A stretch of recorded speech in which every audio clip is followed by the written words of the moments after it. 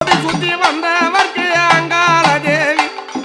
அவங்க குறைகள் எல்லாம் தீர்த்திடம்மா அங்காள தேவி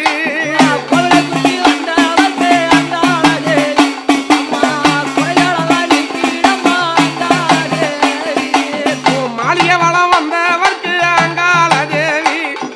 அந்த மாயபிடி போக்கிடம்மா அங்காள தேவி